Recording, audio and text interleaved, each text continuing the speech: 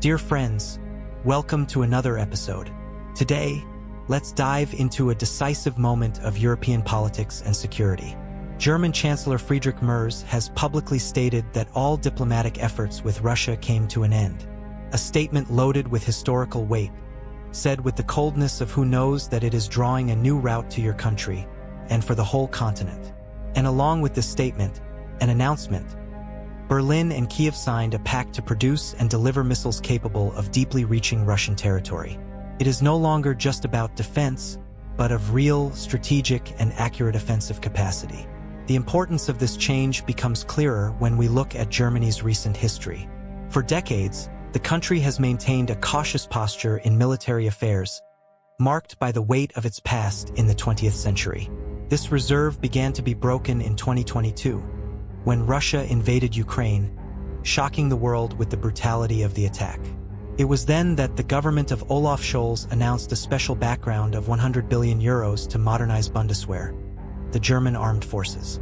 An unprecedented movement, but at the time was still limited by the philosophy of avoiding more offensive measures.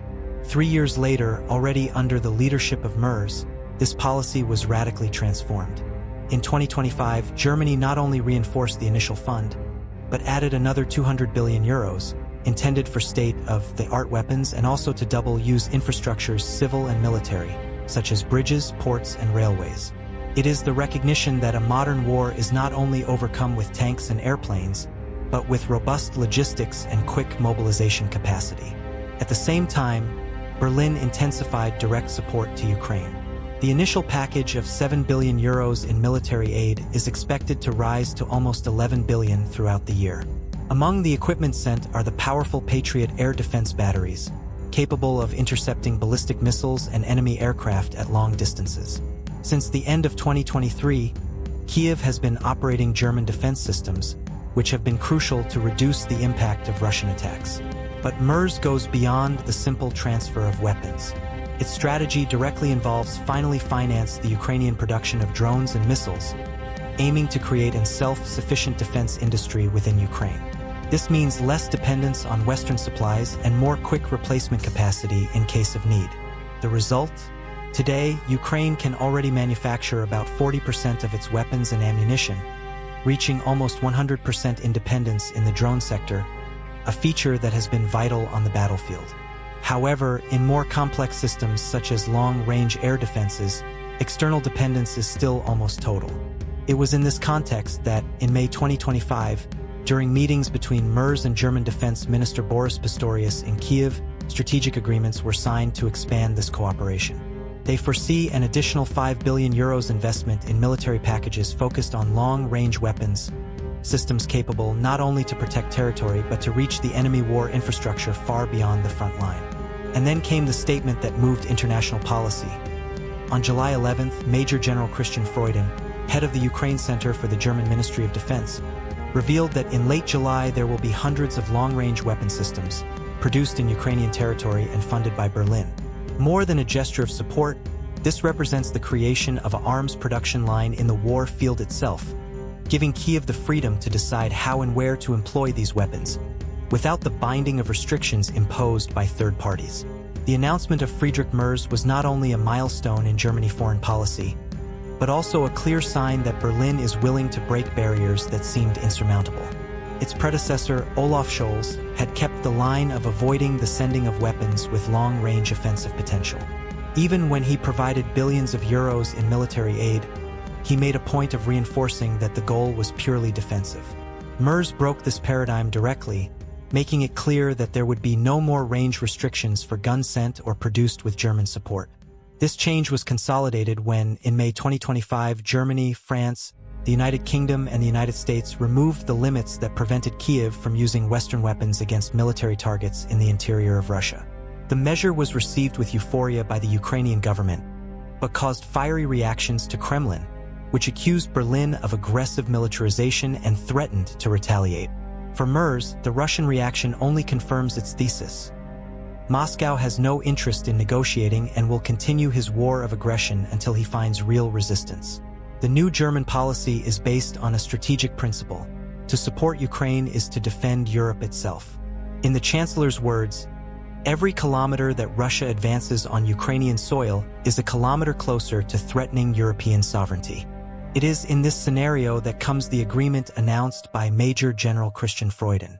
He described the partnership with Ukraine as strategic and long-term, making it clear that this is not a punctual supply, but the beginning of continuous production of precision weapons. Still, in July 2025, hundreds of long-range weapon systems will come out of Ukrainian factories, financed and equipped with technology and resources directly from Germany. The decision to manufacture in Ukrainian territory eliminates one of the largest limitations faced by Kyiv: the use restrictions imposed by supplying countries. When weapons are produced locally, there are no external impositions that limit the scope or choice of targets. This means that Ukraine may target deposits of ammunition, air bases, and control centers deeply within Russia, without having to ask authorization from allies. Military analysts point out that with this new arsenal, Kyiv will be able to reach critical logistics points, forcing Moscow to redistribute resources and reinforce defenses in areas hitherto considered safe. In practice, this can reduce the Russian ability to maintain prolonged offensive on the front line. Speculation on the type of weaponry involved are intense. Many believe it is the German cruise missile Taurus, known for its range of over 500 kilometers, high subscribed speed, and penetrating warhead capable of destroying reinforced bunkers. Its low-altitude flight and stealth profile make you extremely difficult to intercept. Ukraine had already requested Taurus in 2024, but the decision on its shipping was postponed for months due to internal debates in Germany. Other experts believe that instead of directly transferring Taurus, Berlin and Kyiv are developing a version adapted for local production, possibly combining Taurus elements with the Ukrainian missile Grom-2, range of up to 700 kilometers and hypersonic capacity. Regardless of the model, the message is clear: the West is willing to broaden Ukrainian offensive capacity significantly. Contrary to 2022, when it was afraid to provoke Moscow, now the priority is to increase the strategic cost of the invasion to Russia. The production partnership within Ukraine represents a qualitative leap in this strategy, making Kyiv less vulnerable to supply cuts and more able to quickly respond to any escalation on the battlefield. The impending delivery of these new weapon systems marks a watershed not only to Ukraine, but for all European security architecture. For the first time since the beginning of the war, Kyiv will have an arsenal of his own, financed and technologically made possible by one of the most advanced economic and industrial powers in the world. The immediate consequence will be the possibility of conducting depth precision attacks against Russian strategic targets, something that has so far depended on authorization and direct supply of allied countries. In practice, Moscow will have to rethink all its logistical planning, shifting resources to protect areas that were once out of reach of the Ukrainian forces. This means that air bases, ammunition deposits, command centers, and even supply routes in Russian territory may become vulnerable. But the impact of this change goes beyond the military field. By financing local production, Germany consolidates the Ukrainian defense industry as a permanent gear in the Russian containment strategy. This still partial self-sufficiency has already shown results with conventional drones and ammunition, and now extends to long-range systems. In strategic terms, this dramatically reduces the possibility of Kyiv being hostage of embargoes, logistics delays, or external political decisions that may limit their reaction power. Analysts point out that this operational freedom can become one of the main factors of dissuasion against future Russian offensive, especially if combined with the ability to inflict significant damage to Moscow's military infrastructure. Of course, the German decision caused an immediate reaction from Kremlin, which accuses Berlin of adopting a hostile and destabilizing stance. Russian spokesmen threatened with asymmetrical measures and warned that the expansion of the Ukrainian military range could lead to an unpredictable climb. However, for Merz and his government, this risk is calculated. They believe the only way to stop Russian aggression is to increase, not reduce, military pressure on Moscow. This view is shared by other European leaders who see war in Ukraine as the first line of defense of the European Union against broader expansionist ambitions. At Bundestag, Merz was categorical in stating that each euro invested in the defense of Ukraine is a euro invested in European security. This narrative has found echo in German public opinion, which, although divided at the beginning of the conflict, began to see military aid as a moral and strategic obligation. Posture turning is also explained by a broader geopolitical context. The perception that the balance of global power is in transition and that Europe cannot depend exclusively on the United States to ensure its own safety.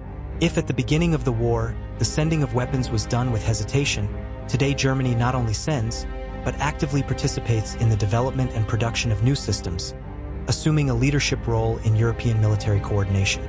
This change of mindset is seen by many as a point of no return.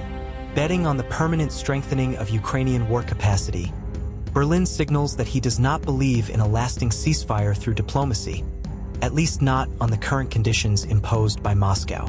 In short, the statements by Friedrich Merz and Christian Freudin not only represent a tactical change, but a strategic redefinition of Germany's role in the global scenario. Ukraine is no longer seen only as an ally in trouble and now occupies the position of advanced bastion of European defense. With long-range weapons produced locally and funded by Berlin, Kiev gains not only firepower but independence to decide how to use it. And in making this bet, Germany sends an unambiguous message.